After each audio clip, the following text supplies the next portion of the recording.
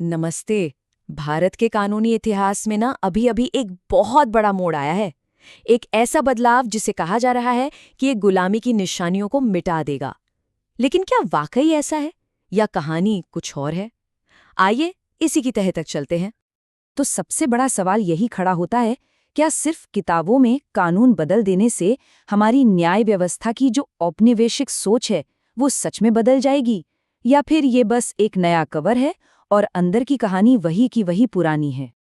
तो हुआ ये है कि 1 जुलाई 2024 को 3 बहुत पुराने कानून मतलब Indian penal code, criminal procedure code और इंडियन एविडेंस एक्ट, इन्हें हटा दिया गया और इनकी जगह आए 3 नए कानून, भारतीय न्याय संहिता, भारतीय नागरिक सुरक्षा संहिता और भारतीय साक्ष्य अधिनियम।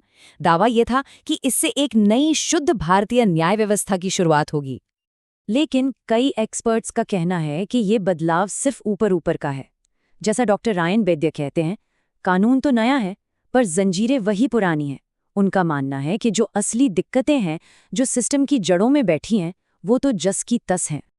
अब इस पूरी प्रॉब्लम की जड़ को समझने के लिए ना हमें थोड़ा सा इतिहास में झांकना पड़ेगा। ये समझना होगा कि हमारी कानूनी व्यवस्था का ये जो ऑपरेटिंग सिस्टम है, ये आखिर बना कैसे था। ये औपनिवेशिक मानसिकता है क्या? सीधी सी बात है, एक ऐसा सिस्टम जो लोगों की सेवा के लिए नहीं बल्कि उन पर राज करने के लिए बना था, जिसका मेन काम कंट्रोल करना था, न्याय देना नहीं। इसको समझने के लिए एक बड़ा अच्छा उदाहरण है।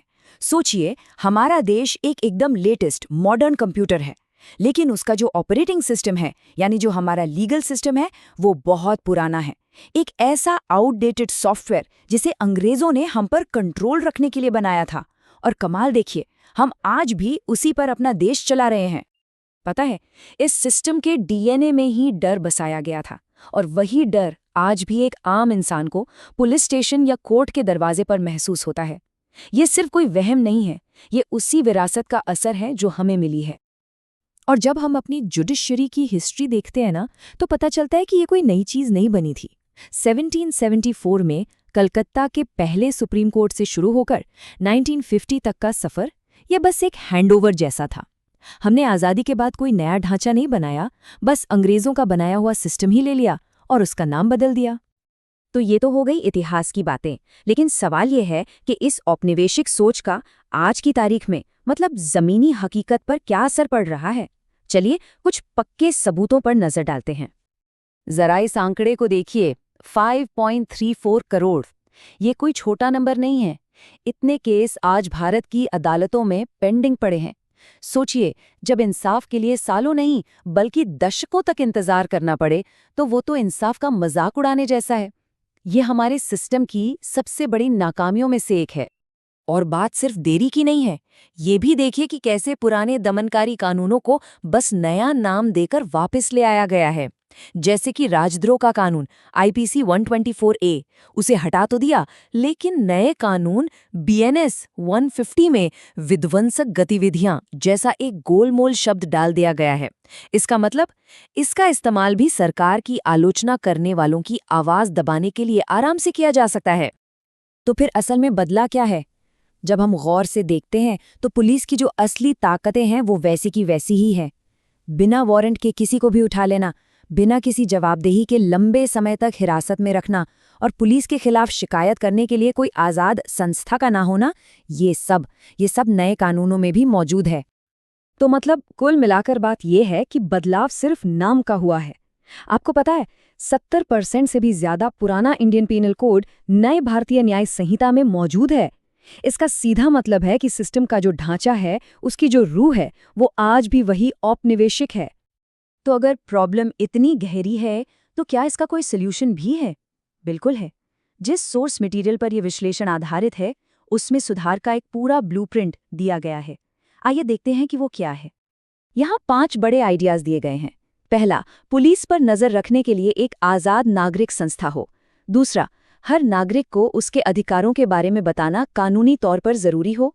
तीसरा, हर केस को निपटाने के लिए एक फिक्स टाइमलाइन हो। चौथा, हर किसी को कानूनी मदद की गारंटी मिले। और पांचवां, पुलिस की ट्रेनिंग को बदला जाए और उन्हें सिटीजन फर्स्ट यानी नागरिक सबसे पहले की सोच सिखाई जाए। इनमें से एक आइडिया तो बहुत ही दमदार है, पुलिस की पुलिस। सोचिए, एक ऐसी आजाद संवैधानिक बॉडी जैसे हमारा इलेक्शन कमीशन है, जो किसी भी राजनीतिक दबाव से पूरी तरह मुक्त हो, और उसके पास पुलिस, मंत्री, सरकारी अफसर किसी को भी जांच के दायरे में लाने और जवाबदेह ठहराने की पावर हो। और ये सुधार सिर्फ पुलिसिंग तक ही नहीं रुकते, बात जुडिशरी के अंदर की भी है। जैसे कि केस की सुनवाई कौन सी बेंच करेगी, इसका फैसला रैंडम तरीके से हो ताकि जज शॉपिंग खत्म हो। जजों की नियुक्ति सिर्फ मेरिट पर हो, किसी के कहने पर नहीं, और उनका कार्यकाल 12 साल के लिए फिक्स कर दिया जाए ताकि वो बिना किसी दबाव के काम कर सके। लेकिन देखिए, आखिर में ये सब सिर्फ कानून या नियम बदलने की बात नहीं है। ये इससे कहीं ज्यादा गहरी चीज है।